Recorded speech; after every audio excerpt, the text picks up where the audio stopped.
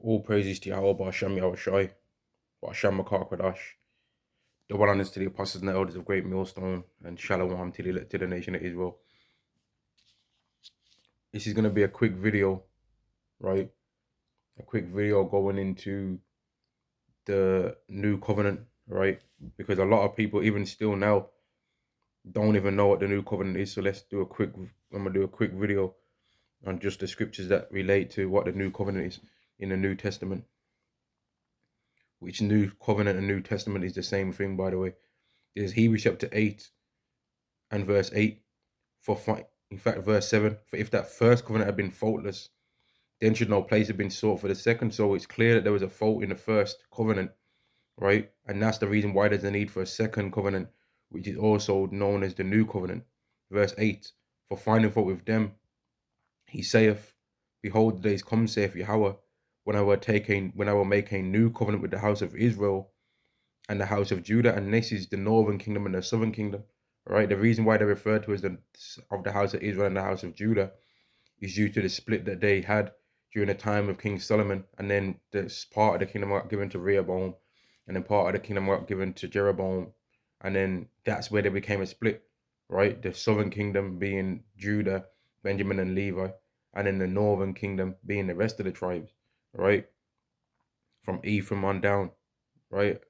Verse 9, not according to the covenant that I made with their fathers in the day when I took them by the hand to lead them out of the land of Egypt, which lets you know that it's clearly talking about a specific lineage of people.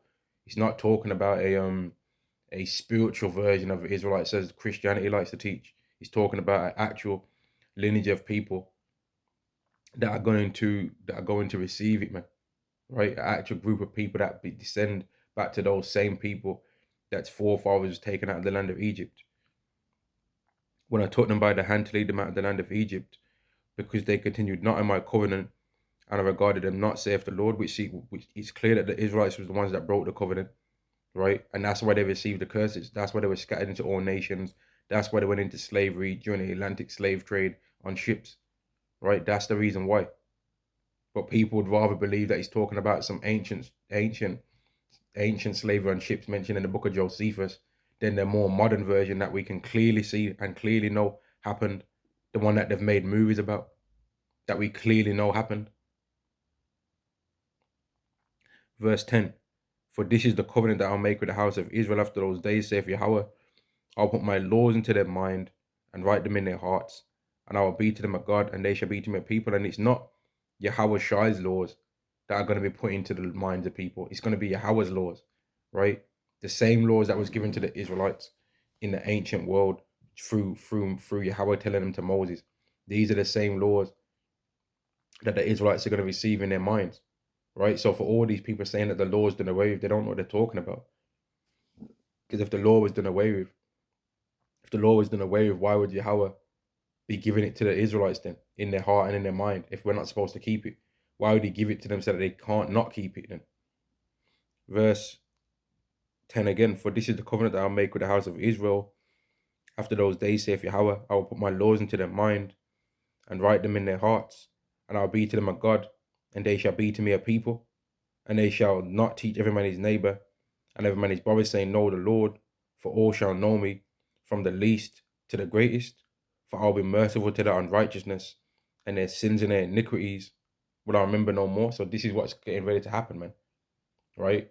Yahweh's getting ready to forgive the Israelites. The Israelites are getting ready to not have to teach another Israelite about Yahweh. And all the Israelites, from the least to the greatest, are getting ready to receive the laws of Yahweh, right? And those that don't receive it in this world right now due to getting destroyed for being wicked, they're going to receive it anyway, because the scriptures are clear. It says the same must know it after death by pain. How are you going to know something after death where you're going to get reincarnated? That's how, right? And I'm going to end the lesson there. Like I said, it was just going to be a quick video, man. The new covenant is the laws of God being put within the minds of Israelites. That's what the new covenant is, right? And that is mentioned in Hebrews, the 8th chapter, and Jeremiah, the 31st chapter, as well as a few other places, Deuteronomy 30, Ezekiel 36, right? And then there's even still a few other places where it mentions about the laws being put within the minds and people being able to do Yahweh's statutes. continually, forever, right? That's what the everlasting covenant is.